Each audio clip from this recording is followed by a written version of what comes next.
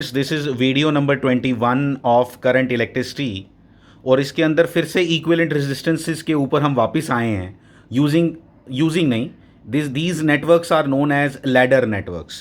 ठीक है, और ये इन्फिनिटी तक मोस्टली जाते हैं। और इसको किस तरह से सॉल्व करना है, कुछ थोड़े ये ना प्रैक्टिस वाली प्रॉब्लम्स हैं। अगर ये प्रॉब्लम आपने नहीं की हो तो ये आएगी भी नहीं। ठीक है, तो इसको करने का कुछ बड़ा यूनिक सा तरीका है, तो जिसको आपने सीखना है। और ये प्रॉब्लम्स आपको याद होनी चाहिए कि हमने इसको किस तरह से सॉल्व किया है।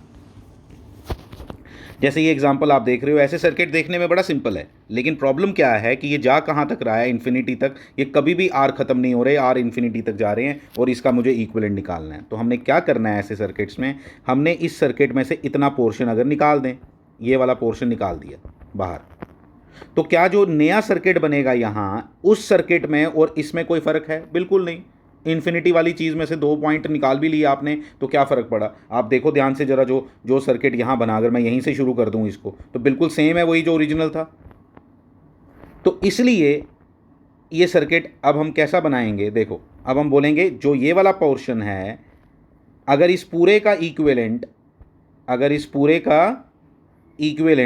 आर इक्विवेलेंट है, अगर इस पूरे का इक्विवेलेंट आर इक्विवेलेंट है, तो ये जो रेड में पोर्शन बनाया हुआ है, ये 2 निकाल के उसका क्या होगा? आर इक्विवेलेंट ही होगा, सेम ही होगा। क्या फ़र्क पड़ेगा इन दो से उसको? ठीक, सारा सेम है बिल्कुल आगे। तो इसलिए फिर जब हम सॉल्व करते हैं तो आपको मालूम है, हम जब यहीं से छोड़ दो, ये दोनों सीरीज़ में, इसके साथ पैरेलल में, इसके साथ सीरीज़ में, फिर इसके साथ क्या आना था? पैरेलल में। यानी कि ये जितना आगे का पोर्शन होता है वो क्या होगा? वो इस आर के साथ क्या आएगा? पैरेलल में। हमने किए हैं इस तरह के सर्किट्स, लेकिन वो इन्फिनिटी तक नहीं थे, इधर तक ही होते थे। तो क्या होगा अगर इधर तक होता? तो क्या बोलते हैं आप बताओ? आर और आर सीरीज़ में, इसके साथ पैरेलल में, इसके साथ सीरीज़ में, फिर इसके साथ क्या? पैरेलल में। मतलब इतने पोर्शन का इक्विवेलेंट अल्टीमेटली आर के साथ क्या आता है? पैरेलल में। तो ये जो पूरा इन्फिनिटी तक का सर्किट है, ये इधर से लेके इधर तक का, ये इसका इक्विवेलेंट कितना है? R equivalent. और वो किसके साथ पैरेलल में लगाएंगे? इधर। ये जो ग्रीन में मैंने रेजिस्टेंस बनाया, ये क्या है? ये इस आगे के पोर्शन का इक्विवेलेंट है। वो कितना है? R equivalent. और यहाँ पे अब हम क्या लिख देंगे? R equivalent.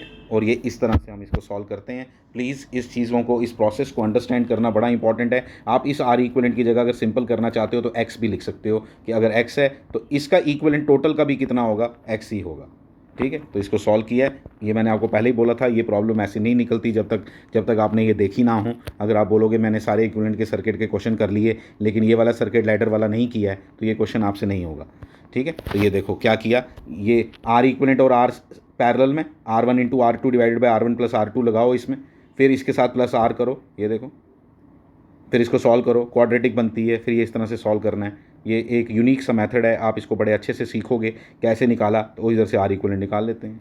This is the way to calculate the R equivalent. यही था ना सर्किट आपका? ये क्या है? ये ओ आगे वाला जो हमने कहा था इतना पोर्शन निकाल दो, ये तो आर है, ये तो आर है।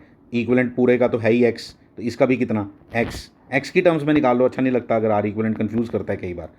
ठीक है, तो आप ऐसे निकाल लो, r into x divided by r plus x plus r equal to x. फिर इसको ऐसे सॉल्व कर लो। एक्स के साथ ज़्यादा सिंपल है, कॉपी पे एक्स के साथ ही लिखना आप। आप देखो, ये एक और आ गया सर्किट। इसमें और उसमें क्या फ़र्क है चेक कर लो पहले। उसमें शुरुआत कहाँ से हो रही थी? यहाँ से।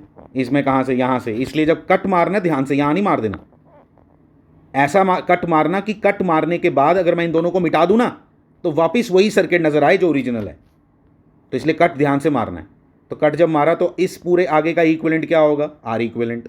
एक्स ले लो, वो कहाँ लगा दो, ये देखो मैंने कैसे किया। ये सिंपल, कुछ नहीं। वहाँ पैरेलल बना था, यहाँ सीरीज़ बन गया है। तो वही प्रोसेस वही है, आंसर डिफरेंट आएगा, प्रोसेस वही है। फिर तुम आर इक्विवेलेंट की जगह एक्स लिख सकते हो।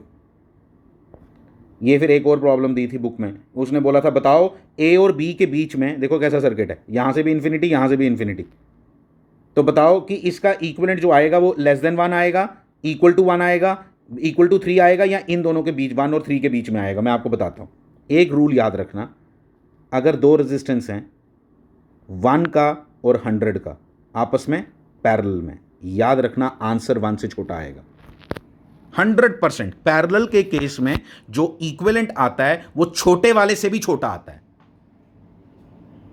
छोटे वाले से भी छोटे का मतलब है जैसे 100 और 1 है तो इक्विवेलेंट 100 और 1 से छोटा आएगा। 100 से तो छोटा हो, ऑब्वियसली छोटे वाला कौन है 1, तो 1 से भी छोटा आंसर आएगा। वो 0.9 आए, 0.8 आए, वो क्या आए, बट आएगा छोटा। तो इसका मतलब ये हुआ कि ये वाला पोर्शन पूरा आगे वाला इसके साथ पैरेलल में किसके साथ, 1 के साथ, तो इन दोनों का इक्विवेलेंट क्या होगा, 1 से छोटा। 1 से छोटा लेट इट बी 0.8 ले लेता हूँ। सेम हालत यहाँ पे भी होगी, यहाँ पे भी 0.8 बच जाएगा।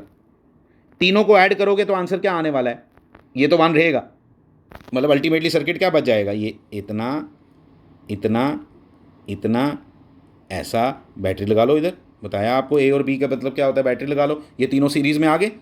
सीरीज में क्या क्या है, लेस देन 1, लेस देन 1 और 1।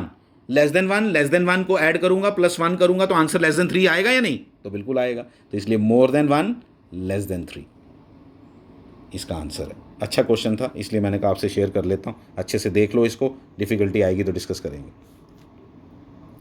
ये देखो, ये एक और प्रॉब्लम इस तरह की भी देखने में मिलती है। क्या, आर लेकिन यहाँ पहले क्या था, आर सब जगह आर था, यहाँ बढ़ता गया, के से मल्टीप्लाई होता गया आगे। तो ऐसी प्रॉब्लम में जब मैंने कट किया ना, अब ये नहीं ना बोल सकता कि इसका कोई फ़र्क नहीं पड़ा, ये तो आगे तो के टाइम्स बढ़ता जा रहा है, तो इसलिए जो आगे का इक्विवेलेंट होगा वो के इंटू आर इक्विवेलेंट होगा। तो एक्स लिया है मैंने इधर, वैसे मैं आर इक्विवेलेंट लिख रहा था, यहाँ एक्स लिया है। तो टोटल इक्विवेलेंट अगर एक्स है इसको मिला के, तो जो आगे का पोर्शन होगा उसका इक्विवेलेंट कितना होगा, के एक्स। दिमाग में रख लो ये प्रॉब्लम्स, दिमाग में रख लो, ये इंटरेस्टिंग प्रॉब्लम्स थी। ठीक है, मतलब मेरे हिसाब से ये थोड़ा रट्टा ज़्यादा है इन प्रॉब्लम्स में। मेरे हिसाब से अगर ये वाली इस तरह की कोई और क्रिएट कर दे जाए प्रॉब्लम तो डिफ़िकल्टी आएगी उसको करने में, अगर वो देखी नहीं हो तो। ये मेरा बिलीफ है इसको लेके। ठीक है, तो आप देखो इसमें जो आंसर आया आपका वो किस तरह से निकाला हमने। एक्स, इसको सॉल्व करो, क्वाड्रेटिक इसमें भी बनेगी, फिर से आंसर आएगा। माइनस वाला नहीं लेना होता, याद रखना, resistances can not be negative, equivalent कभी नेगेटिव नहीं हो सकता। इसलिए क्वाड्रेटिक जब सॉल्व करो तो एक पॉजिटिव और एक नेगेटिव, वो प्लस माइनस होता है ना, माइनस वाले को छोड़ ही देना, सीधा प्लस वाला ही लेना है। Thank you.